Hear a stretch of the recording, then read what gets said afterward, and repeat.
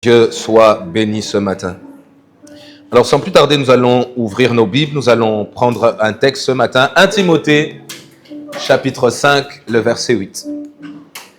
1 Timothée, chapitre 5, le verset 8. Vous savez que le mois de mai, c'est le mois de la...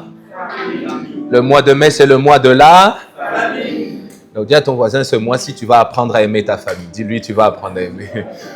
Dis-lui, elle n'est pas parfaite, mais tu vas apprendre à aimer. Non, dis-lui, tu vas... Si ton voisin ne sourit pas, je t'autorise à changer. Que personne ne commence à te décourager. Les réalités familiales te découragent déjà assez. Il ne faut pas ce matin que ton voisin commence à te décourager. Dis-lui, tu vas apprendre à aimer ta famille. Ouais. 1 Timothée, chapitre 5, verset 8, nous lisons ensemble au nom de Jésus. 1, 2, 3. Si quelqu'un... Non, on va reprendre avec un peu plus d'enthousiasme. 1, 2, 3. Si quelqu'un n'a pas soin des siens, il ne fait pas la mort de ceux de sa famille, il a renié la foi et est infidèle. Amen. C'est toi qui as lu, hein? Donc là même la prédication peut s'arrêter. Parce que le texte est suffisamment clair. La Bible dit, si quelqu'un n'a pas soin des siens, et principalement de ceux de sa famille, il a fait quoi? Non, dis ça bien, il ne faut pas avoir peur, dis ça bien. Il a renié la foi, virgule. Point. Ce matin, le thème de mon message est simplement intitulé « La famille », un don de Dieu, virgule, à honorer. La famille, un don de Dieu, virgule, à honorer. Mes frères et sœurs, le but pour moi ce matin, c'est de nous amener à comprendre que la famille que Dieu nous a donnée, même dans la phrase que je dis, il y a déjà ce que je vais annoncer, dans la famille que Dieu nous a donnée, la famille que nous avons, c'est un don que Dieu nous a fait. La famille que nous avons, c'est un don que Dieu nous a fait. Et on va voir ensemble, lorsque la Bible parle de famille, c'est quoi la famille? Ensuite, nous allons évoluer et voir ensemble, c'est quoi honorer? Ou plutôt, deuxième point, je dirais intermédiaire, c'est comment est-ce que nous pouvons comprendre que la famille est un don de Dieu? Troisième point, nous allons voir qu'est-ce que c'est qu'honorer. Et cinquième point, nous allons décliner comment est-ce que l'on peut honorer notre famille. Donc, j'avais dit, la famille, c'est un don de Dieu à honorer. Premièrement, qu'est-ce que c'est que la famille? Définition, la famille est un cadre que constitue un ensemble de personnes unies par un lien de parenté ou par une alliance. Je répète, la famille est un cadre que constitue un ensemble de personnes. Donc, pour constituer une famille, il faut être plusieurs. Constitue un ensemble de personnes unies par un lien de parenté ou par une alliance.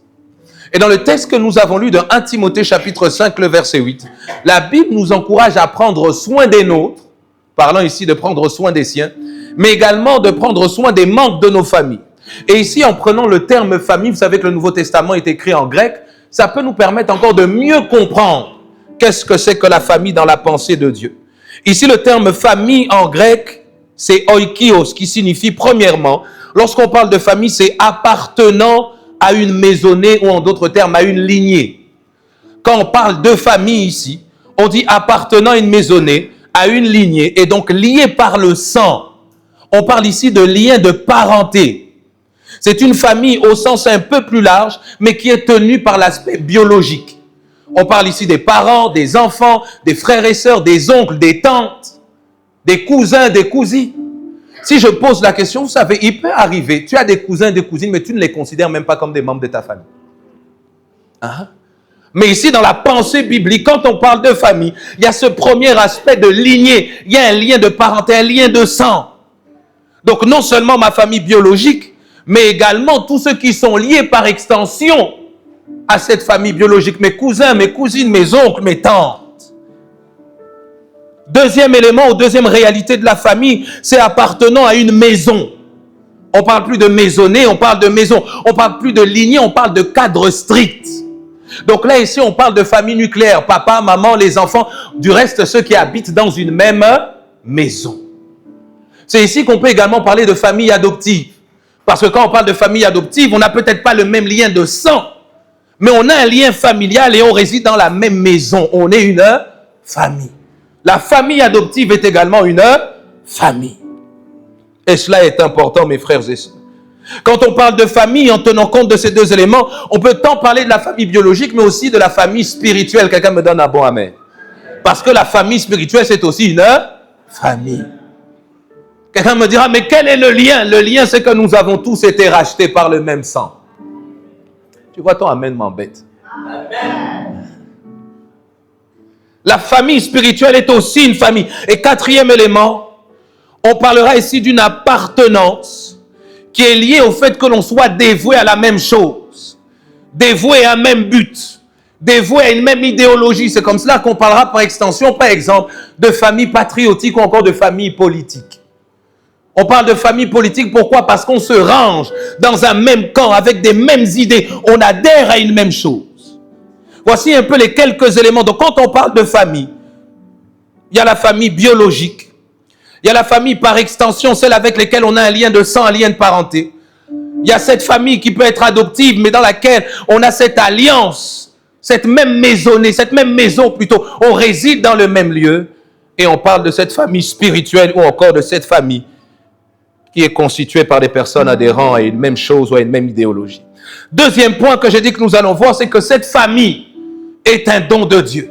C'est-à-dire la famille que Dieu t'a donnée, les frères et sœurs, les parents que tu as, c'est un don de Dieu. Moi, dire à ton voisin, tes parents sont un don de Dieu. Dis-lui, tes frères et sœurs sont un don de Dieu. Tu vois, parfois, pourquoi est-ce que c'est important d'arriver jusque-là? Parce que je sais déjà que tu me diras dans ton cœur, mais pasteur, toi, tu ne connais pas ma famille. Tu ne connais pas ma réalité.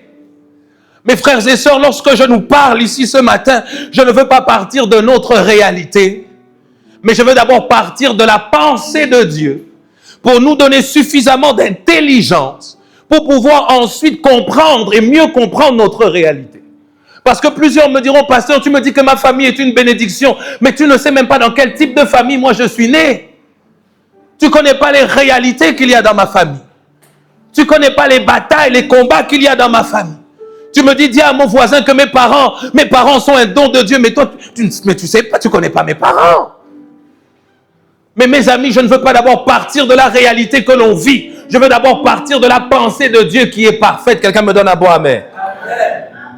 La famille est un don de Dieu. Tes parents sont un don de Dieu. Tes frères et sœurs, même s'ils t'énervent, c'est un don de Dieu. Même si tu n'arrives plus à les supporter, c'est un don de Dieu. Hey. Même si tu n'arrives pas à les regarder en disant, non, vraiment, est-ce que toi et moi, on est de la même famille, vraiment? C'est un don de Dieu. Hey. Moi, je me souviens quand on se chamaillait avec j'ai 2 grands frères et une petite sœur. Quand on se chamaillait, vous savez, les enfants, entre eux, ils aiment se dire des choses très dures. Moi, je me souviens avec l'un de mes frères, chaque fois qu'on se prenait la tête, moi, j'avais l'habitude de lui dire, de toute façon, toi et moi, on n'est pas de la même famille. Et dis-toi certainement qu'on t'a ramassé à côté d'une poubelle. Mais aujourd'hui, on est très, très, très, très proches. Ouais. Mes frères et sœurs, comprenons, la famille est un don de Dieu. Genèse chapitre 2, verset 18, la Bible dit ceci. C'est l'Éternel Dieu qui dit, il n'est pas bon. Il n'est pas bon. Dieu crée l'homme, Dieu forme l'homme, Dieu place l'homme, mais Dieu fait un constat et dit non, l'homme ne peut pas évoluer seul. Il n'est pas bon que l'homme soit seul. Et ensuite, Dieu lui-même dit, je lui ferai une aide semblable. Dieu est l'initiateur, mes amis, de la famille. C'est Dieu qui, ayant vu l'homme seul, dit l'homme ne peut pas rester dans cette condition. L'homme ne peut pas rester dans cette situation. Il faut moi-même que j'intervienne. Vous savez, ici, c'est Dieu qui prend l'initiative. Il dit, c'est moi qui vais faire. C'est comme ça que quand je pose la question, qui d'entre nous a choisi sa famille? Donc, si tu as réussi à la choisir, viens me voir, tu vas prier pour nous. Si toi, tu as réussi à sélectionner avant d'arriver sur terre, dis-moi, c'est dans ce ventre-là que je vais naître. Personne d'entre nous a choisi. Dieu lui-même a dit, c'est moi qui vais faire. Mes amis, c'est un don de Dieu. Éphésiens chapitre 3, verset 14 au verset 15. La Bible dit ceci, c'est Paul qui parle. Il dit, à cause de cela, je fléchis les genoux devant le Père, de qui toute famille dans les cieux et sur la terre tire son nom. Éphésiens, chapitre 3, versets 14 et 15. 14 et 15, plus haut. Voilà. À cause de cela, je fléchis les genoux devant le Père, verset suivant, duquel tire son nom toute famille dans les cieux et sur la terre. Aide-moi à dire à ton voisin, Dieu est l'auteur de la famille. Dis-lui, la famille est un don de Dieu. Maintenant, dis-lui mieux, ta famille est un don de Dieu. Oui. On voit ici que Dieu a fondé la famille. Dieu a pourvu la famille. C'est un don, une grâce que Dieu nous a faite. Mes amis, parfois, je le conçois, nos familles ne sont pas parfaites. Nos familles, elles ne sont pas parfaites. Nos familles ne sont peut-être pas à l'image de ce que nous voudrions que la famille soit. Mais mes amis, c'est un don de Dieu. Parce que tu ne sais pas ce que ça fait que d'être seul. Tu ne sais pas ce que ça fait de vivre seul, de marcher dans la vie seul, de naître sans famille. Peut-être il y en a au milieu de nous. Il pourrait parler et vous dire que les amis, j'aurais préféré avoir une famille imparfaite que de naître seul et abandonné sans repère. La famille est une grâce, c'est un don que Dieu nous fait, une grâce que Dieu nous accorde, que nous sommes appelés à honorer et à valoriser. Je prie qu'en ce mois de mai, que Dieu nous réconcilie avec la notion de la famille. Oui. Que Dieu nous réconcilie avec la notion de la famille. Regardez ce que la Bible dit. Jacques chapitre 1, verset 16 au verset 17. Mettez-moi la version Bible du semeur. Regardez ce que la Bible dit. On a dit que Dieu a fondé la famille. Dieu a pourvu la famille. Que la famille, c'est un don de grâce. Le don est parfait. Le plan est parfait. Mais son application peut s'avérer imparfaite.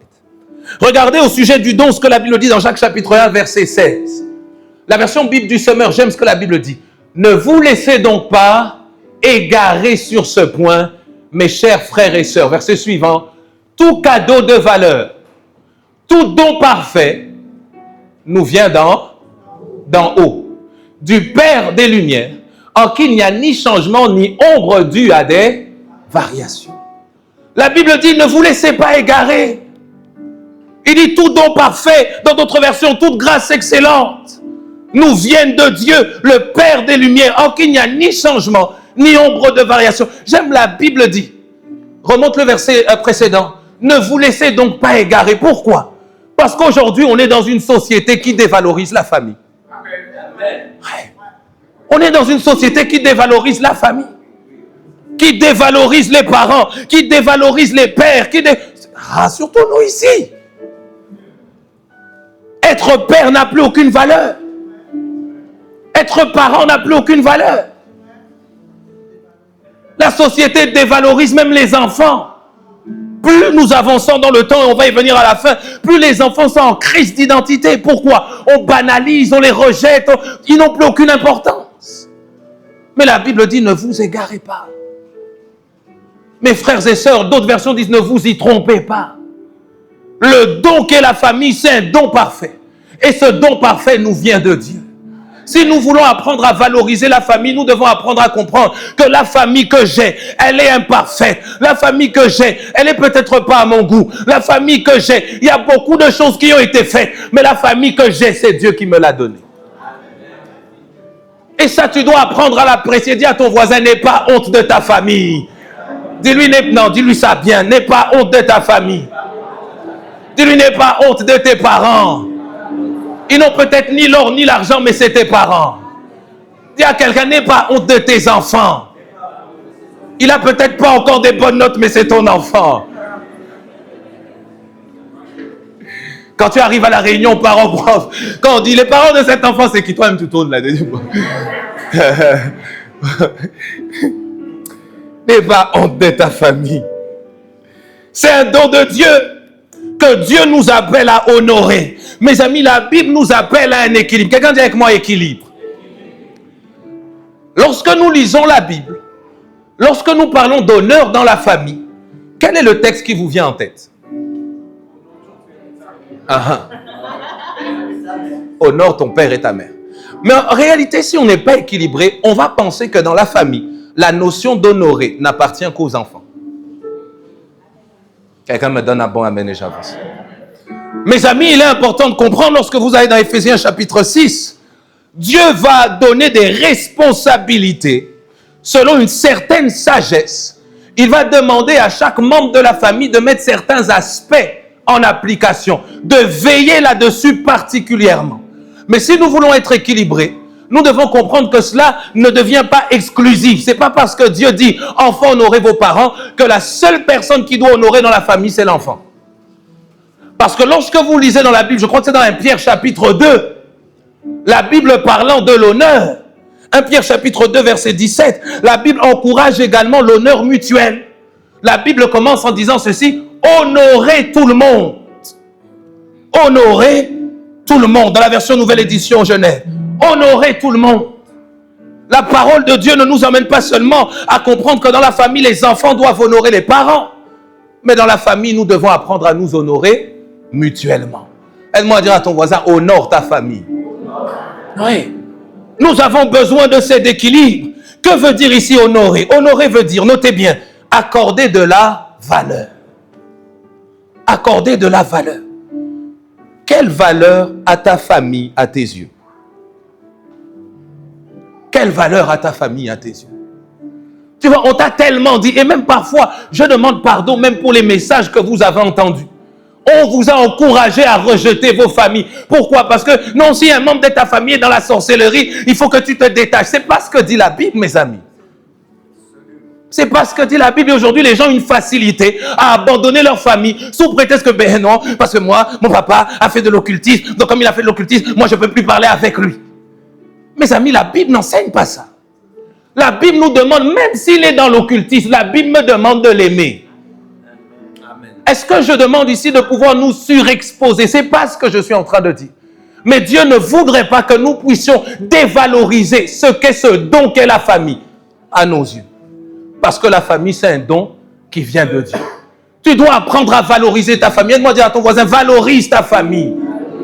Tu dois apprendre à la valoriser.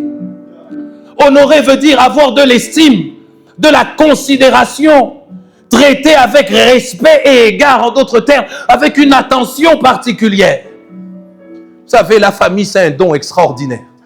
Vous vous rendrez compte que même si la famille est imparfaite, la famille, c'est la famille. Même si la famille est bizarre, la famille, c'est la famille.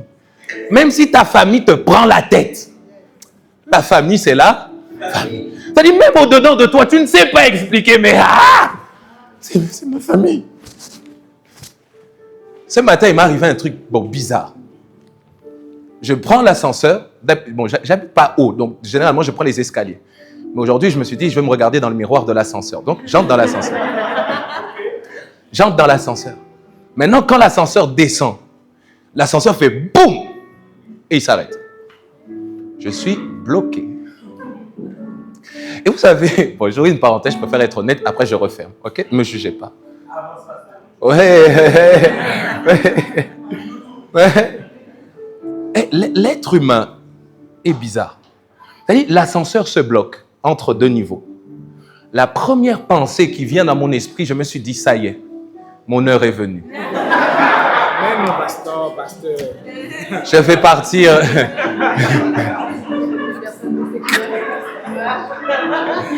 J'ai dit, ça y est. Il faut trouver un autre pasteur pour l'église. J'ai dit, je n'ai pas laissé suffisamment d'instructions à ma femme, à Mathias. Pas... Après, je me suis dit, ressaisis-toi. Et le truc, c'est quoi? C'est que j'ai commencé à frapper à la porte de l'ascenseur parce que, comme j'étais bloqué, je ne pouvais pas ouvrir. Donc, je vous assure, j'ai frappé. Jusque-là, j'ai encore mal à la main. J'ai tapé sur la porte. Il y a quelqu'un? Parce que dans l'ascenseur, il n'y a pas le bouton d'appel. Donc, quand je prends mon téléphone, je n'ai pas de réseau. J'ai dit, ouais. Et puis, j'ai dit, bon, en plus, il y a le culte. Donc, il n'y aura pas de prédicateur ce matin. Il faut seulement chanter, je t'adore, oh Dieu. Et puis, l'assemblée voit que le chant dure encore. Jusqu'à peu près midi. Après. Et j'ai frappé, sachant que, comme j'étais entre deux étages, il y avait la porte du voisin en face. Mais le voisin dormait. La seule personne qui a entendu, c'est ma femme. De toute la résidence. Mais j'ai crié. Il y a quelqu'un! La seule personne qui est sortie, c'est ma femme. Faut dire oui. J'ai dit, je suis bloqué. Elle m'a dit, c'est toi.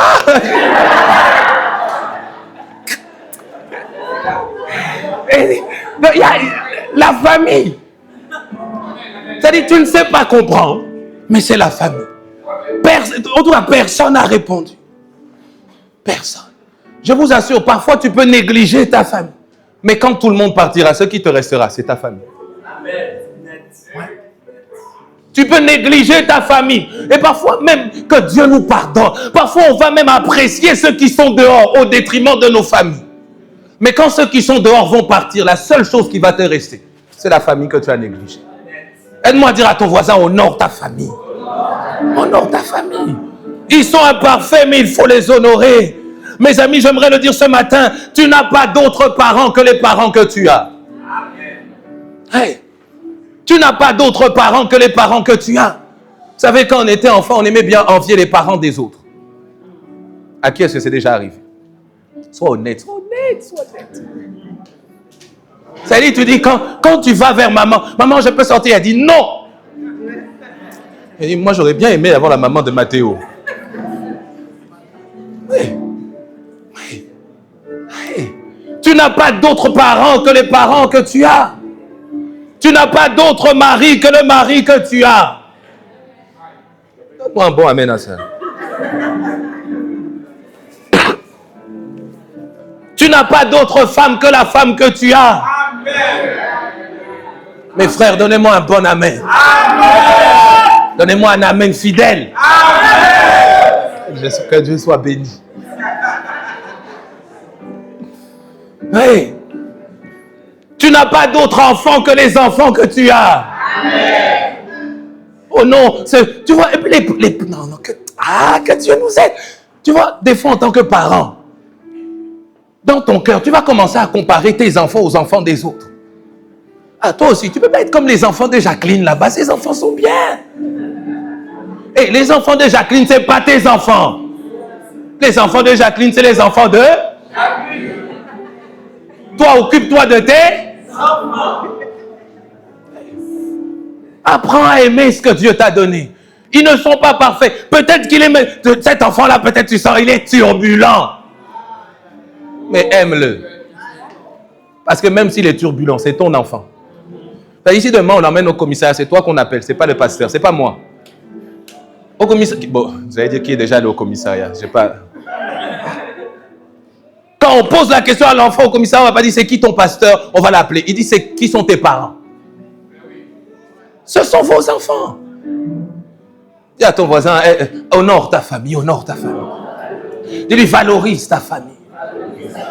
Mes frères et sœurs, cela est important. Je le dis ici, si honorer te conditionne à apprécier, le manque d'honneur te conduit à envier les autres.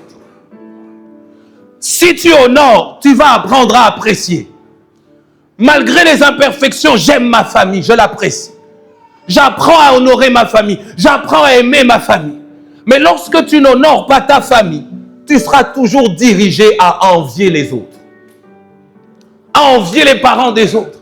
À envier la famille des autres. À envier la réalité des autres. Mais j'aimerais donner cet adage qui n'est pas dans la Bible, mais que j'apprécie quand même. Mes amis, l'herbe n'est pas plus verte ailleurs. Quelqu'un a dit, l'herbe est plus verte là où on l'arrose. Parfois, quand vous enviez ce qui est ailleurs, vous ne savez même pas ce que vous êtes en train d'envier. Si seulement on était comme cette famille. Toi, tu connais cette famille. Tu connais la réalité de cette famille. Tu connais les combats de cette famille. Tu connais les défis de cette famille. Oh non, mais ils ont l'air tellement bien. On a tous l'air tellement bien. Mais est-ce que tu connais les réalités des uns et des autres? Mes amis, dans le fait d'envier, il n'y a rien de bon. Apprends à apprécier déjà ce que tu as. Et puis du reste avec Dieu. Dieu ne peut pas te donner mieux si tu ne sais pas apprécier ce que tu as déjà. Dieu ne peut pas emmener ta famille à devenir meilleure si tu ne sais pas la valoriser quand elle est dans l'état dans lequel elle est aujourd'hui. C'est comme ça que quand tu regardes Jésus lui-même, la Bible dit Jésus a démontré son amour en ce que lorsque nous étions encore pécheurs, il a appris à valoriser celui même qui était encore dans le péché. c'est parce qu'il a su le valoriser qu'il a su le sauver. Mes amis, ce que nous ne savons pas valoriser, Dieu ne saura pas le travailler. Dieu ne le fera pas. Apprends à valoriser ta famille, peu importe l'état dans lequel elle est. Romains chapitre 12, le verset 10. Je vais lire cela dans 3 versions différentes. Première version, Nouvelle Français courant, NFC. La Bible dit, comme les membres d'une même famille, aimez-vous d'une affection profonde. Mettez un point d'honneur à vous respecter les uns les autres. Il dit, mettez un point d'honneur. Deuxième version, je vais prendre la version Darby. La version Darby dit ceci. Quant à l'amour fraternel, soyez pleins d'affection les uns pour les autres. Quant à l'honneur, étant les premiers à le rendre aux autres. La Bible nous appelle à être les premiers, surtout nous, enfants de Dieu, à honorer les autres. C'est comme ça que dans 1 Timothée chapitre 5, le verset 8, la Bible dit, celui qui ne prend pas soin des siens, qui ne prend pas soin des membres de sa famille, il est pire qu'un infidèle, il a renié la foi. Pourquoi? Parce que mes frères et sœurs, ça fait partie de la foi chrétienne que de mettre en application ce que la Bible nous demande de mettre en application. La Bible dit, soyez les premiers à honorer les autres. Même si tes parents sont païens, même si tes frères et sœurs sont païens, honore-les, valorise-les, apprécie-les. Non pas honorer dans le cœur parce que le piège, quelqu'un me dira, mais pasteur, moi, je les aime dans mon cœur. La Bible dit que l'amour ne soit pas seulement un amour en parole, mais que vous puissiez y ajouter des actes. Que ça ne reste pas en pensée ou en parole. Honorons véritablement les membres de nos familles. Dans la version Bible du Semeur, et je termine ici, la Bible dit ceci, l'amour fraternel, soyez pleins d'affection les uns pour les autres. L'estime mutuelle, soyez les premiers à la manifester. Manifestez de l'honneur, manifestez de l'estime mutuelle vis-à-vis des membres de votre famille. Allez manifester, n'attendez pas qu'eux le fassent. Mes frères et sœurs, j'en appelle à notre responsabilité en tant qu'enfants de Dieu. Parce que la Bible nous donne des orientations claires. Parfois, on en veut aux membres de nos familles, mais les membres de nos familles qui ne connaissent pas le Seigneur, parfois sont dans l'ignorance. Mais la Bible est claire, lorsque toi, tu es éclairé par la parole de Dieu, la Bible te demande, il dit, soyez les premiers. Dis à ton voisin, sois le premier. En ce mois de mai, n'attends pas que papa, maman viennent vers toi, sois le premier. En ce mois de mai, n'attends pas que ton frère, ta soeur viennent vers toi, sois le premier. N'attends pas que ça vienne des autres. Même nous, enfants de Dieu, nous avons fini par développer la culture de « non, mais l'autre, il n'a pas fait pour moi ». La Bible dit quoi? Ce que tu veux que les autres fassent pour toi, toi de même, fais-le pour eux. T'es disciple de Jésus, mais éloigné de la pensée de Dieu, éloigné de la parole de Dieu. Je dis, je prie que Dieu nous aide à être les premiers à manifester l'honneur dans nos familles. Quelqu'un me donne un bon amen. Cela est important, mes frères et sœurs. Alors, qu'est-ce que c'est ici qu'honorer ou comment le faire? Honorer votre famille, c'est considérer premièrement, notez bien, qu'elle est digne d'être aimée. Honorer, c'est considérer premièrement que votre famille est digne d'être aimée. Aide-moi à dire, ma famille est digne d'être aimée. Je sens que c'est encore à la gorge pour certains. Dis avec moi, ma famille est digne d'être aimée. Si tu sens que ton estomac te serre, c'est normal. Tu es juste en train d'évoluer. Mes frères et sœurs, honorer votre famille, c'est considérer qu'elle est digne d'être aimée. Premièrement, malgré sa composition. Quand je dis malgré sa composition, c'est parce que nous ne sommes pas tous nés dans une famille composée, par exemple, des 2 parents. Peut-être que tu es né dans une famille monoparentale. Mais même si tu es dans une famille monoparentale, ta famille est digne d'être aimée. Amen. Que Dieu bénisse les mamans solo au nom de Jésus. Amen. Que Dieu bénisse les papas solo au nom de Jésus. Amen. Malgré la composition. D'ailleurs, bon, j'ouvre une parenthèse que je referme parce que ça passe sur Internet. Quand je dis composition, je parle, bien sûr, sur base d'un foyer bibliquement constitué d'un papa et d'une maman. Je referme. Voilà. Parce que si je dis qu'importe la composition familiale, on peut voir ça large. Mais je parle ici, on n'est pas tous nés avec les deux parents. Du reste, il y en a qui n'ont même pas grandi avec leurs parents. Ils ont grandi avec grand-mère. Même si tu as grandi avec grand-mère, ta famille est digne d'être aimée. Et ça, tu dois l'apprécier. Deuxième élément, malgré ses défauts. Ma famille est digne d'être aimée malgré ses défauts. Lorsque vous regardez les familles de la Bible, Dieu n'a jamais caché les défauts des familles dans la Bible. Quand tu regardes la parole de Dieu, Adam et Ève, mais ça, c'est des parents irresponsables. Donc, comment tes enfants se battent? Toi, tu es où? Tu vois, au 21e siècle, Adam et Ève sont parents. On prend leurs enfants, on les envoie aux services sociaux. Comment est-ce que les enfants se battent? Les parents ne sont pas au courant. Comment est-ce que le frère tue son frère? Les parents toujours absents. Quand les parents arrivent, c'est seulement pour constater que les dégâts ont déjà été faits. Mais ça, c'est des parents inconscients. Inconscients. Mais la Bible n'a pas caché la faille de cette famille. Quand vous allez plus loin dans la Bible, Noé, un père alcoolique, ivrogne, il se balade tout nu devant ses enfants. Hey! Ah, Noé, toi aussi. Noé. Mais Dieu n'a pas enlevé cet épisode de la Bible pour faire passer Noé comme un homme parfait. Si Dieu voulait faire passer pour un homme parfait, on aurait rattaché à Noé uniquement la construction de l'arche. On n'aurait pas parlé de ses défauts. Et d'ailleurs de ses défauts manifestés devant ses propres enfants. Quelle malédiction! Nu devant ses enfants. Lorsque vous continuez dans la Bible, Térak, le père d'Abraham, pareil.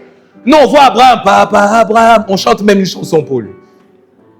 Mais il vient d'une famille, une famille néfaste. Pourquoi la Bible nous dit dans le livre de Josué, je crois que c'est au chapitre 24, que Térak, donc le père d'Abraham, était un idolâtre. Il pratiquait l'idolâtrie, mes amis. Aujourd'hui, on a aussi de ces familles où les parents sont dans l'occultisme, où les parents sont dans d'autres courants spirituels. Dieu n'a pas caché la faiblesse de la famille d'Abraham. Et j'ouvre une parenthèse, peut-être que j'aurai le temps de pouvoir aller plus loin après. C'est que vous remarquerez que malgré la réalité de la famille d'Abraham, ça n'a pas empêché Dieu d'utiliser Abraham. Amen. Malgré que son père soit occultiste, malgré que son père soit dans les arts occultes, ça n'a pas empêché Dieu de faire de grandes choses avec Abraham. Mes amis, nous ne perdons rien à honorer les membres de nos familles, même s'ils ne sont pas convertis et même s'ils sont empêtrés dans de mauvaises choses. Dis à ton voisin, nous ne perdons rien. Hey. Dieu n'a pas enlevé les défauts des familles de la Bible, mes amis. Abraham lui-même, un père, mais menteur. Abraham, un père, menteur. Un mari, menteur. Et toi, tu as ta femme, mais quand tu vois, tu dis non, c'est pas ma femme, c'est ma sœur. Donc, ingénieux pour mentir. Cher mari, ça vous est déjà arrivé de dire que votre femme, c'est votre sœur? Jamais. Si tu as déjà pensé à ça, viens devant moi. Ingénieux, mais dans le mensonge. Il dit non, ça c'est ma sœur. C'est ta sœur. Bon, si c'est ta sœur, c'est pas ta femme, laisse-nous prendre. Il dit non. Mes frères et sœurs, lorsque tu vois un homme comme Lot, le dernier exemple que je donne, Lot, quelqu'un dit avec moi Lot. Donc, je ne sais pas quel qualificatif mettre sur la vie de Lot. Un papa méchant. La Bible dit que ceux de Sodome et Gomorrhe arrivent devant chez Lot. Il y a des anges qui arrivent, qui entrent dans la maison. Des anges qui entrent dans la maison de Lot. Est-ce que vous me suivez bien? Des anges entrent dans la maison de Lot. Mais ces anges, semble-t-il, avaient une forme quand même humaine. Pourquoi? Parce que les habitants de Sodome et Gomorrhe arrivent. Et vous savez que les habitants de Sodome et Gomorrhe pratiquaient, comment je vais dire ça? Étaient...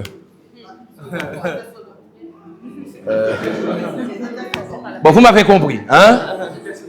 Hein? Que Dieu te parle. Mais le mot, il y a le mot qui est sorti de Sodome. Voilà, bon, ok, vous m'avez compris. Maintenant, la réalité, c'est quoi? C'est qu'eux arrivent. Ces gens sont... Dans la Bible, il y a péché. Hein? Ces hommes viennent devant chez Lot. Il dit, fais sortir les hommes qui sont entrés chez toi. Bon, pour ceux qui connaissent l'histoire, c'est pas genre, fais-les sortir parce qu'ils ont l'air sympas. c'est qu'ils ont été attirés par des anges.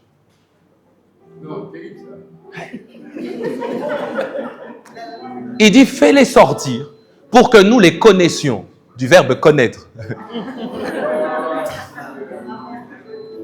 Mais c'est pas connaître, je connais, tu connais. C'est une autre connaissance. Mais regardez Lot le méchant. Lot dit, ne faites pas ça. Et nous pensons que quand Lot te dit, ne faites pas ça, on dit, voici un bon gars. Lot il dit, ne faites pas ça. Mais il dit, j'ai mes filles à la maison.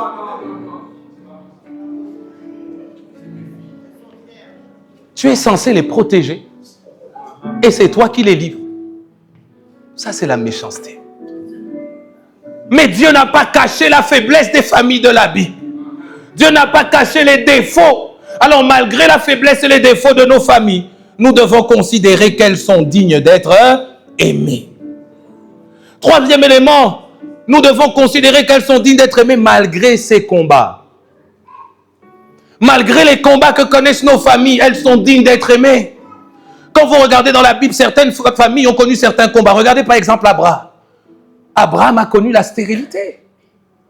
Mais c'est un combat de famille parce que quand vous allez chez Isaac, c'est la même chose. Mes frères et sœurs, nos familles ont des réalités. Je pose la question. Si tu es dans une famille, quelle famille n'a pas de réalité? Si ta famille n'a pas de réalité, lève la main. Toutes les familles ont des réalités spirituelles. Toutes les familles connaissent des combats sur le plan spirituel. Parce que la famille faisant partie du plan de Dieu, l'ennemi va toujours chercher à la détruire et à la nuire. Mais malgré les combats de ma famille, je dois apprendre à l'honorer et à considérer qu'elle est digne d'être aimée. Quelques raisons qui nous aident à comprendre qu'elle est digne d'être aimée. Premièrement, c'est un commandement. Quelqu'un dit avec moi, c'est un commandement. En réalité, elle est digne d'être aimée. Mais nous n'avons pas le choix de l'aimer parce que c'est un commandement que Dieu nous donne. Regardez ce que la Bible dit dans le livre de Jean, chapitre 13, versets 34 à 35. Je vous donne un commandement nouveau. Aimez-vous les uns les autres, comme je vous ai aimé. Vous aussi aimez-vous les uns. Et puis la Bible continue. À ceci, tous connaîtront que vous êtes aimés si vous avez de l'amour les uns pour. Mes frères et sœurs, ce texte ici est un commandement que Dieu nous donne vis-à-vis des autres, et dans les autres, il y a aussi votre famille. Dieu nous demande, je dirais même mieux, Dieu nous commande d'aimer notre famille. Dieu te commande d'aimer ta famille. Malgré les réalités telles que nous l'avons dit, je l'ai dit, première raison, c'est un commandement auquel la famille ne doit pas échapper. Deuxième raison, vous ne pourrez peut-être pas changer votre famille, mais l'aimer, c'est votre responsabilité. L'aimer, c'est à votre portée. Je vais le dire autrement, vous ne pourrez pas changer votre famille. Même si vous souhaitez le meilleur pour votre famille, rien ne dit que votre famille va changer et qu'elle va devenir ce que vous voulez qu'elle devienne. Parce que la seule personne qui peut changer et transformer nos familles, c'est Dieu lui-même.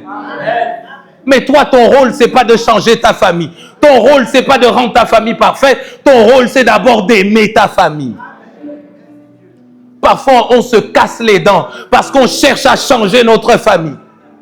Je te pose la question, quand toi, tu étais dans le monde, tous ceux qui ont voulu te changer, qui sont venus vers toi, comment toi, tu les as accueillis? Chaque fois que tu as pu sentir qu'on essayait de te changer, certainement que tu as fait demi-tour et tu as pris la fuite. Parce que tu avais la seule impression que ces gens-là ne m'aimeraient seulement et si seulement je change et je deviens à leur goût.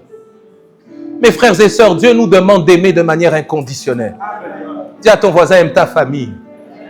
Dieu te commande d'aimer ta famille. Dieu te commande de l'aimer. Parce que l'aimer, c'est ta responsabilité. Et je l'ai dit, l'aimer, c'est à notre portée. Troisième élément ici, mes frères et sœurs, c'est que c'est vrai que notre famille n'est pas parfaite. Mais pourquoi est-ce que nous devons l'aimer? Parce qu'elle est perfectible. Je dois aimer ma famille, non pas parce qu'elle est parfaite, mais ma famille est perfectible. En d'autres termes, ça veut dire qu'aujourd'hui, ma famille, oui, elle est imparfaite, mais elle peut changer. Quelqu'un dit avec moi, ma famille peut changer. Quelqu'un dit avec moi, la réalité de ma famille peut changer. Oui. Parce que mes frères et sœurs, vous remarquerez, lorsque la Bible parle d'aimer dans 1 Corinthiens chapitre 13, il est nécessaire d'aimer si nous croyons que la famille peut changer. Parce que la Bible dit que l'amour excuse tout. L'amour croit tout. L'amour, dans d'autres versions, oui, pardonne tout. La Bible dit l'amour couvre une multitude de péchés. Mes frères et sœurs, nous devons aimer parce que nous croyons que la famille est perfectible. Il n'y a que celui qui n'aime pas qui condamne. Je répète ça encore une fois. Il n'y a que celui qui n'aime pas qui condamne. Celui qui aime, il ne condamne pas. Celui qui aime, il fait preuve de miséricorde. Combien de fois on a condamné notre famille? Dans tous les cas, je suis le seul dans la foi. Ces gens-là, ils ne font que faire des choses qui m'empiètent, qui m'empêchent d'avancer. Donc si c'est comme ça, qu'ils aillent faire leurs affaires, moi-même je vis ma vie. Mais dans ton cœur, tu as déjà dit, moi et eux, c'est terminé. Moi et ma famille, c'est terminé. Il y en a même qui pensent prospérer dans la vie. Ils ont dit, moi et mes parents, c'est fini, c'est fini. C'est fini, pourquoi? Parce que dans le testament, il n'a pas pris mon nom, c'est fini. Et tu penses que tu vas prospérer dans la vie. Mon frère, ma soeur, dans ce rôle que Dieu nous donne, il est rattaché ou ils sont rattachés des bénédictions que Dieu nous a promis. Si tu honores ton père et ta mère, la prospérité s'attache à toi. Mais si tu prends la décision de rejeter, de condamner, de ne pas aimer, tu es toi-même en train de te mettre une balle dans le pied. Donc je l'ai dit, mes frères et sœurs, elle n'est pas parfaite, mais elle est perfectible. Aimer, c'est un pas de foi. Et dernier élément, je l'ai dit tout à l'heure, tu dois apprendre à aimer ta famille parce qu'elle vient de Dieu. Deuxième grand point, on avance et on va terminer pour ce matin. Honorer votre famille, c'est apprécier votre propre rôle en faisant ce que Dieu attend de vous. Honorer votre famille, c'est apprécier votre propre rôle en faisant ce que Dieu attend de vous. Éphésiens chapitre 6, verset 1 au verset 4. Voici ce que la Bible dit. Enfants, obéissez à vos... On va lire ensemble. Enfants, obéissez à vos... selon le Seigneur, car cela est... On continue. Honore.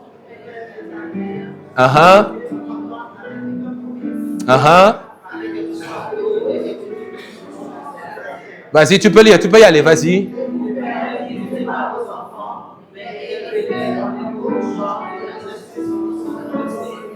Selon le Seigneur, amen. On peut s'arrêter là. Dans ce texte, vous verrez que Dieu, je l'ai dit ici, honorer votre famille, c'est apprécier votre rôle en faisant votre part.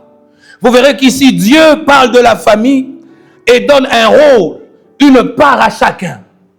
Dieu parle aux enfants. Quelqu'un dit avec moi les enfants. Quand Dieu parle aux enfants, il demande aux enfants d'obéir aux parents et d'honorer leurs parents. Ensuite, Dieu parle aux parents et Dieu demande aux parents de ne pas irriter les enfants, mais de pouvoir les corriger. J'aime la version parole de vie qui dit de pouvoir les élever, les corriger et leur donner des conseils qui viennent du Seigneur. Donc Dieu est en train de dire à la famille, dans la famille, chacun a son rôle, chacun a sa responsabilité. Vous savez, j'ouvre une parenthèse qui est importante. Dieu ne demande pas aux enfants de jouer le rôle de parents. Les parents, c'est les... Combien de fois dans nos familles on retrouve des enfants qui doivent jouer le rôle de papa et de maman parce que papa et maman ne jouent pas leur rôle? Combien d'enfants ont été détruits, surtout les aînés? Détruits parce qu'on a remis la responsabilité de la maman dans la maison sur l'aîné de la famille. Ou dans le cas où il y a papa, sur l'aîné garçon de la famille. Mais Dieu ne nous demande pas de jouer le rôle de l'autre. Dis à ton voisin, Dieu ne te demande pas de jouer le rôle de l'autre. Dieu ne te demande pas. Parce qu'en réalité, en le faisant, tu es en train de te nuire à toi-même. Parfois, tu es là, tu joues le rôle de maman en tant qu'aîné, mais tu te rends compte qu'émotionnellement, ça te détruit. Tu te rends compte que dans la durée, tu grandis avec des carences. Et quand tu arrives à un certain âge, tu te rends compte que tu as juste hypothéqué toute ton enfance. Parfois, tu penses bien faire. Parce que tu te dis c'est une nécessité. Mais en réalité, tu es en train de te nuire à toi-même. Parce qu'à un moment donné, tu te rendras compte qu'il y a un prix à payer quand tu le fais. Dieu ne nous demande pas de jouer le rôle de l'autre, mais de jouer notre rôle. Il y a un ordre que Dieu a institué dans la famille. Dieu ne vous reprochera pas tout, mais ne pas honorer votre responsabilité vous sera préjudiciable. En tant qu'enfant, veillez sur le fait d'obéir à vos parents. Aussi longtemps que ça ne va pas à l'encontre de la parole de Dieu, je précise. Obéissez à vos parents. Honorez vos parents. Même s'ils ne sont pas parfaits, prenez la décision en ce mois de mai, tu fais un petit message. Papa, je te fais un petit message. Lui-même va être surpris que tu lui écrives. Non pas pour dire, papa, quand tu as fait ça, tu as fait ci, tu as fait ça, tu es mauvais. On n'a pas dit règle tes comptes. On a dit honore-les. Honorer, ce n'est pas faire semblant. Mais honorer, c'est faire la part des choses. Je ne fais pas semblant. Il y a une réalité, c'est vrai. Mais j'apprends à faire la part des choses. Si je dois reprocher, je le fais dans un cadre. Mais quand je dois honorer, je dois honorer. Parents, Dieu vous tiendra compte, ou Dieu tiendra compte du fait que vous jouez votre part. Votre part, la Bible dit dans la version parole de vie, ne poussez pas les enfants à la révolte. À la place de n'irritez pas vos enfants. Il dit ne poussez pas vos enfants à la révolte. Si on donne le micro aux enfants, moi mes parents ils m'ont poussé à la révolte, ça fait longtemps. C'est notre responsabilité de ne pas les pousser à la révolte. La Bible dit ici, mais pour les élever, les corriger, leur donner des conseils qui viennent du Seigneur. Vous ne pourrez pas changer vos enfants. C'est-à-dire, quand bien même, et là je m'adresse aux parents, quand bien même vous voudriez le meilleur pour vos enfants, il y a des choses que vous ne pourrez pas faire pour eux. Vous ne pourrez pas les convertir, pour commencer. Vous ne pourrez pas. Si ton enfant vient te voir et dit, papa, maman, moi j'ai décidé d'aller à la mosquée.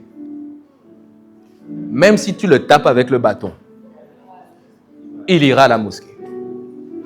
Ça veut dire, ça tu ne peux pas le changer. Tu peux t'en remettre à Dieu qui lui peut toucher les cœurs. Amen. La Bible dit ton rôle, continue de le conseiller, continue de l'avertir, continue de le corriger. Quand on dit corriger, on n'a pas dit tabasser. Vous avez vu la nuance entre les deux verbes? Quelqu'un dit, non, je le corrige, je le corrige. Le but de la correction, c'est l'instruction pour que la personne qui était sur un mauvais chemin se redresse sur le bon chemin. Quand tu le tapes et tu le tapes et tu le tapes, c'est pas en le tapant plus fort qu'il va changer de chemin. Oui. Combien de fois les enfants, les parents vous ont parlé, vous n'avez pas changé. Jusqu'au jour où Dieu lui-même est entré dans cette affaire. Et tu sais, quand Dieu entre dans l'affaire, vous savez, c'est marrant. Hein? Parce que quand Dieu touche ton cœur, tu te souviens de tous les conseils que papa et maman t'avaient donnés. Et tu dis, ils avaient raison depuis longtemps. Dis à ton voisin, joue ton rôle, joue ton rôle. Joue ton rôle. Mes amis, cela est important. Nous devons apprécier notre propre rôle et faire notre part. Salomon parlera ici dans Proverbes chapitre 4, le verset 3. Il dit, j'étais un fils pour mon père, un fils tendre et unique auprès de ma mère. Il ne dit pas, j'étais un parent auprès de mon père. Il dit, mon rôle à moi, c'est d'être un enfant. Mon rôle à moi, c'est d'être un enfant. J'aimerais dire à quelqu'un qui est enfant, tu as le droit d'être un enfant. Tu as le droit d'être un enfant. Vous savez, un enfant, peu importe l'âge que j'ai, quand moi je vais chez mes parents, peu importe que je sois pasteur, que je sois archi, que je sois tout ce que je peux être, peu importe. Chez eux, je suis un enfant. Et vous savez, comme je suis un enfant, ben je fais aussi l'enfant.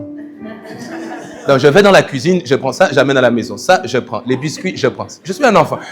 Je suis un enfant. Il dit, même si je suis papa chez moi, quand je vais chez mes parents, je suis leur enfant.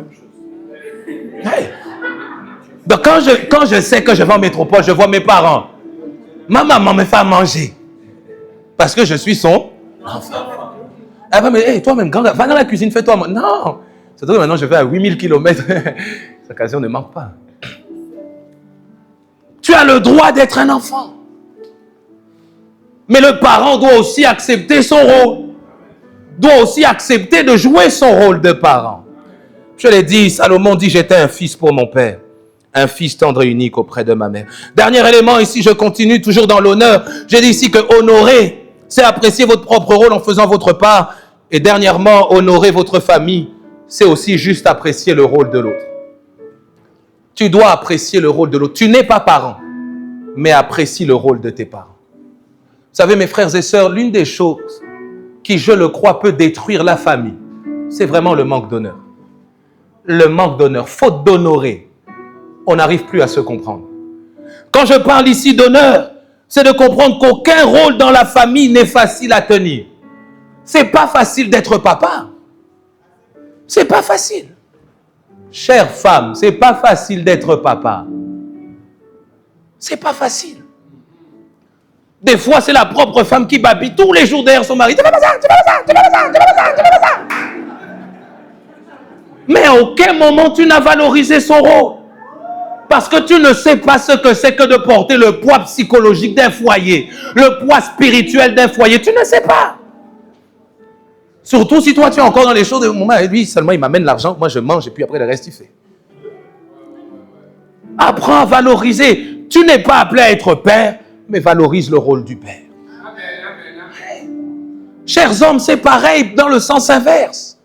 Tu ne sais pas ce que c'est que d'être une mère dans un foyer, d'avoir psychologiquement 79 tâches en même temps dans la tête. Il faut que je nettoie, il faut qu'il y ait à manger, il faut que les enfants soient lavés, il faut que je sorte, il faut que je les coiffe. Parce que si je ne le coiffe pas à l'école, ils vont dire que non, ils vont prendre mes enfants, les amener chez l'assistante sociale. Donc rien que de penser à tout ça en même temps. Cher mari, peut-être que toi, ça ne t'arrive pas. Donc valorise son rôle. Apprends à apprécier son rôle. Tu n'es pas à sa place, mais apprécie.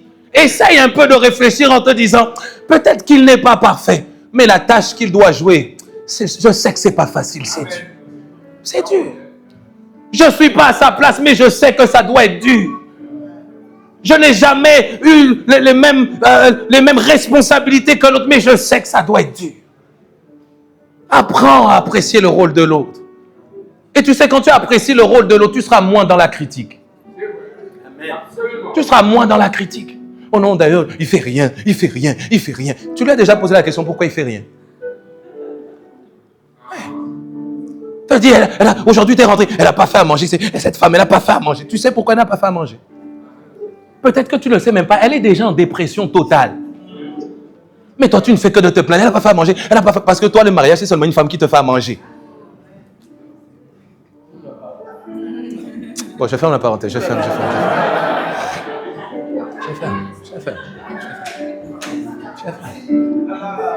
Apprends à valoriser le rôle de l'autre. Chers enfants, valorisez le rôle de vos parents. Oh Dieu, mettez-moi. J'ai fait... Bon, j'ouvre une parenthèse. Ça, c'est moi personnellement. J'ai fait un message à mes parents récemment, avant-hier. Je savais que j'allais prêcher. J'ai dit, bon, pour que je sois aligné à l'exemple dans ma prédication, il faut que je le fasse. J'aurais envoyé juste un message.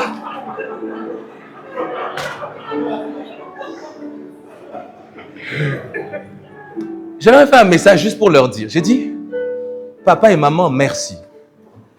Parce qu'en fait, je me rends compte en étant devenu parent, ce que ça a été, vous, d'être nos parents à nous. Et il y a des choses, vous ne comprenez que le jour où vous serez à la place de l'autre. Hey, quand tu vas voir papa et maman, papa, achète-moi Action Man. Il dit, j'ai pas l'argent. Toi, tu dis, c'est si non, il ne veut pas m'acheter.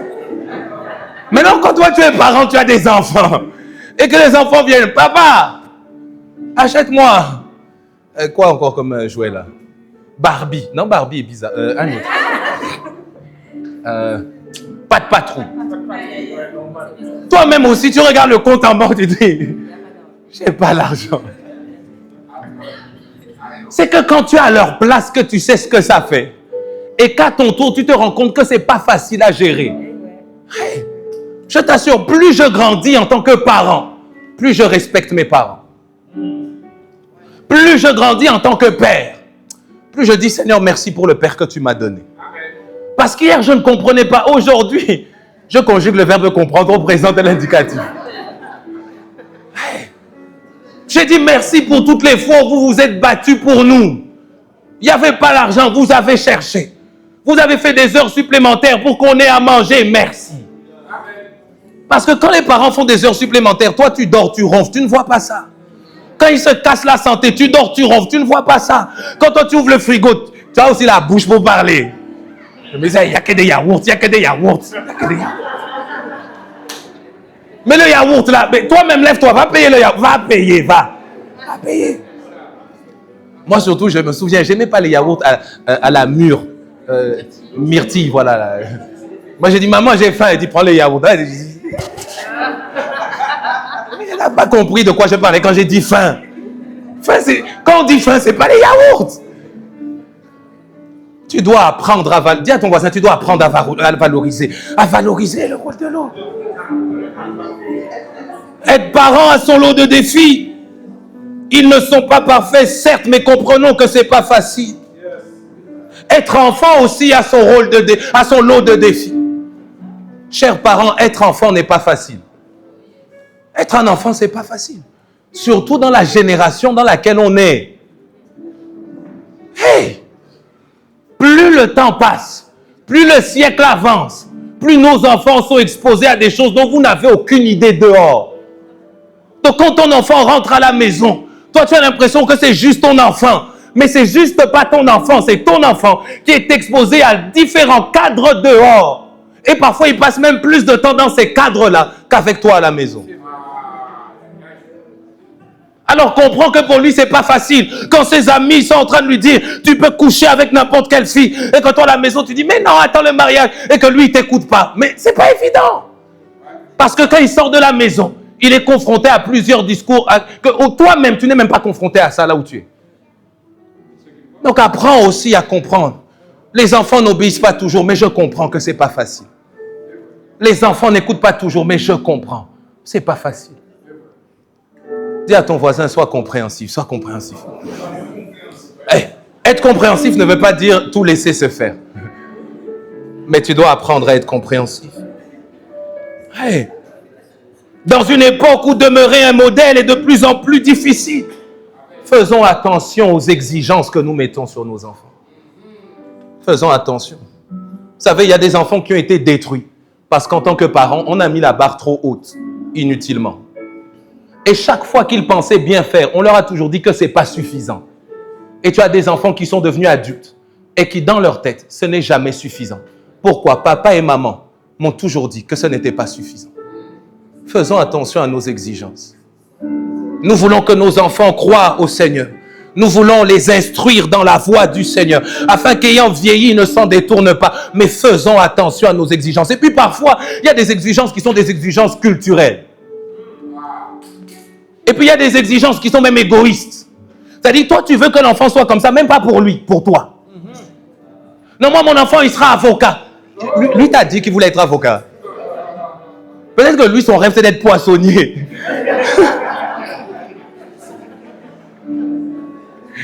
Mon fils, que Dieu te bénisse, sois un bon poissonnier. Hey. Quand il te fait le poisson, toi-même, tu sais qu'à partir d'aujourd'hui, si je mange poisson, c'est chez lui là-bas. Hey. C'est-à-dire, on impose les choses, même pas pour eux. Parfois, on leur pose même pas la question, c'est nous. Surtout pour les papas qui ont des enfants garçons. Nous, on veut qu'ils soient Kylian Mbappé. L'enfant marche à peine, tu le fais déjà courir au stade. Non, il ne marche pas bien. Toi, tu le fais déjà... Non, tu vas voir, il va grandir même mal. Parce qu'à cet âge-là, c'est déconseillé pour sa structure osseuse qu'il puisse faire de tels efforts. Mais parce que tu es égoïste, tu veux qu'il soit Mbappé. D'ailleurs, tu vas souffrir parce qu'à ses 18 ans, il va te dire, papa, moi, c'est pas Mbappé, moi c'est Giovanni, moi. Tu vas te battre avec Giovanni. Hey. Ne soyons pas égoïstes. Ne soyons pas égoïstes. Nous sommes là pour encadrer, conseiller, accompagner. Mais ne soyons pas égoïstes. Je vais plus loin. Être frère et sœur. Mes amis également a son lot de réalité. Tu sais, être un frère pour quelqu'un, ça a son lot de réalité. La Bible dit, il est tel ami qui au jour du malheur se montre comme étant un frère. Ça veut dire que le frère doit avoir une certaine posture vis-à-vis de celui qu'il appelle frère dans les jours qui sont difficiles. Mais ça, c'est pas évident. Quand quelqu'un, tu vois, peut-être que toi, tu es le genre de personne, quand quelqu'un va te dire, hey, ça va pas. Vraiment, je passe par des moments difficiles. Toi, tu lui dis, bon, prie, hein. Tu vois, si c'était seulement pour que tu me dises, bon, prie, il ne fallait même pas que je vienne te parler. C'est-à-dire, même jouer le rôle de frère, mes amis, ça, sa réalité. Être un vrai frère pour quelqu'un. Être une vraie sœur pour quelqu'un. Je ne sais pas les sœurs où tu mets sur Instagram une photo. Coucou. Mais une photo, oh non, ça c'est mes sistas. Parce que dans 2 ans, tes mêmes sistas seront plus tes sistas. Je parle de vrais frères, de vraies sœurs, ceux qui sont membres de famille. Dans un monde qui est de plus en plus égoïste, comment devenir le frère de quelqu'un quand chacun ne pense qu'à lui-même? Mes amis, être frère de... Tu vois, se tenir là dans l'épreuve avec quelqu'un, dire mon frère, qu'il pleuve, qu'il neige, qu'il vente, tu peux compter sur moi. Et s'en tenir, mes amis, c'est un défi. Combien de gens dans la vie n'ont-ils pas dit, oh, moi je serai toujours là? Toujours ou jour? Parce que le jour où tu avais besoin de lui, il te montrera que mon ami, j'avais dit toujours, mais je me rends compte que je ne peux pas. Je ne peux pas que Dieu te fasse du bien, mais moi je ne peux pas. Jouer son rôle de frère ou de sœur a aussi sa réalité. Je termine ici en disant, mes amis, apprenons à valoriser le rôle de l'autre. Celui qui valorise et qui honore le rôle de l'autre, valorise les bonnes initiatives. Si je sais apprécier le rôle de l'autre, je sais voir quand l'autre fait bien. Comment est-ce que toi, tu ne vois que ce que les gens font de mal? Oui. Chère femme, quand vous rentrez à la maison, non, cher mari, quand vous rentrez à la maison, posez la question à vos femmes. Chérie, qu'est-ce que je fais de bien? Chère femme, ce sera à vous de répondre. Et vice-versa. À la femme de dire, chérie, qu'est-ce que je fais de bien? Parce que vous savez, à force de mettre le doigt sur ce que l'on fait de pas bien, on est plus en train de nuire que de construire. On ne peut pas seulement voir les mauvaises choses. On doit apprécier les bonnes choses. Apprécier les bonnes choses ne veut pas dire qu'il n'y en a pas de mauvaises. Mais c'est choisir de positionner son regard sur ce qui est bon pour que les choses aillent de l'avant. Tu dois apprendre à valoriser. Encourage ce que l'autre fait de bien. Encourage les bonnes initiatives. Encourage les bonnes initiatives. Peut-être que toi, tu disais, bon, lui, il ne fait rien. Le jour où tu vois, tu te lèves, il fait la vaisselle. Tu vois, tu vas auprès de lui, tu l'acclames.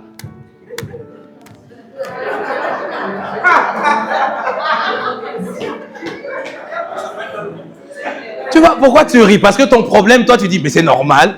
C'est normal. Si c'est normal, pourquoi quand il le fait pas, ça te met dans cet état? Donc, ne réglez pas vos comptes.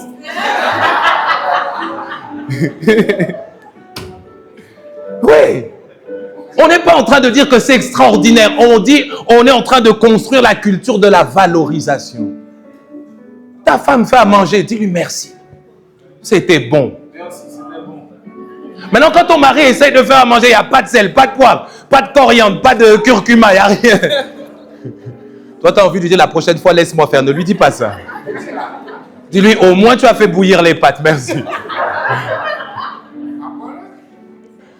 Mes amis, je suis en train de dire ici, voyons le bon côté. Dis à ton voisin, vois le bon côté. Celui qui honore le rôle de l'autre, encourage même les essais. Ça veut dire que ça n'a pas marché, mais encourage parce qu'il a essayé. Encourage parce qu'elle a essayé. Vous savez, il y en a qui ne sont peut-être pas aujourd'hui de bons parents parce qu'ils ne savent pas ce que c'est que d'être un bon parent. De surcroît, si la parole de Dieu, ils ne l'ont pas. Ce qui nous aide à nous perfectionner, nous, en tant que croyants, c'est la Bible. En tant que parent, père, moi, à plusieurs reprises, j'ai fait des erreurs. C'est-à-dire, un jour, ma fille vient, papa. Moi-même, je suis déjà énervé, donc je crie sur l'enfant. Il dit, papa, c'était pas moi. Dans ma tête, je me rends compte que j'ai crié pour rien. Mais je dois apprendre. Apprendre à aller voir ma fille. Je dis, Zoé, je te demande pardon. Mais moi-même, je n'ai pas connu. Moi, j'ai un papa, que Dieu te bénisse, papa. Hein? Mon père, c'est-à-dire, si il me corrige, du verbe corriger, et qu'il se rend compte qu'il a fait une erreur,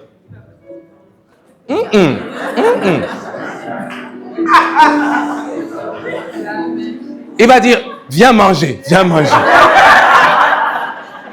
Tu vois, c'est une façon de te dire, j'ai mal fait, mais viens manger, viens manger. Ouais. C'est-à-dire, là où on n'a pas eu peut-être le modèle dans l'expression de manière parfaite, selon nous, ce que l'on sait de la parole de Dieu. Mes frères et sœurs, soyons compatissants. Ils ne l'ont pas eu. Nous avons la parole de Dieu qui nous aide. Alors encourageons quand ils essayent, quand nous essayons, quand l'autre essaye, valorisons, apprécions le fait. Ok, ça n'a pas donné le bon résultat, mais merci parce que tu as essayé. Hey. Que Dieu nous aide. Que Dieu nous aide. Que Dieu nous aide. Que Dieu nous aide. Que Dieu nous aide. Valorisons, apprécions. Il y a des réalités, elles ne sont pas à nier. Mais ce que Dieu nous demande, c'est d'honorer notre famille. Et quand je dis famille, je termine. Et là, c'est la véritable conclusion. Autant cela s'implique à la famille biologique, mais autant cela s'implique à la famille spirituelle. Je répète, autant cela part de la famille biologique, autant cela concerne la famille spirituelle. Mes amis, que l'Église est une famille. Quelqu'un me donne un bon amen. L'Église est une famille. Ton frère et ta sœur à côté de toi, c'est ton frère et ta sœur. Et des fois, vous savez, on a du mal à connecter quand on dit ça, c'est mon frère. On pense que frère en Christ, c'est un titre. C'est pas un titre. On est vraiment frères et sœurs en Christ. C'est-à-dire, dans le Christ, c'est une relation que nous sommes censés avoir. Mais parfois, on est tellement durs les uns envers les autres. Tellement durs envers nos frères et nos sœurs dans la foi. Quand notre frère tombe, on le traite comme un étranger. Quand notre sœur fait mal, on la traite comme une étrangère. Apprenons à valoriser même notre famille spirituelle. Apprends à valoriser celui qui est à ta droite et à ta gauche. Et vous savez, ce qui est énorme, c'est qu'il ne te ressemble peut-être pas. Vous n'avez peut-être pas le même teint. Vous ne venez peut-être même pas du même endroit. Mais vous êtes véritablement des frères et des sœurs en Christ. Et ça, vous devez l'apprécier. Regarde un peu ton voisin, regarde ton voisin. Dis-lui, c'est vrai qu'on ne se ressemble pas. Dis-lui, on ne se ressemble pas. Hein? Et non. On ne se ressemble pas. Moi, je n'ai pas encore de locks. C'est pas... Vous avez remarqué? J'ai dit pas encore.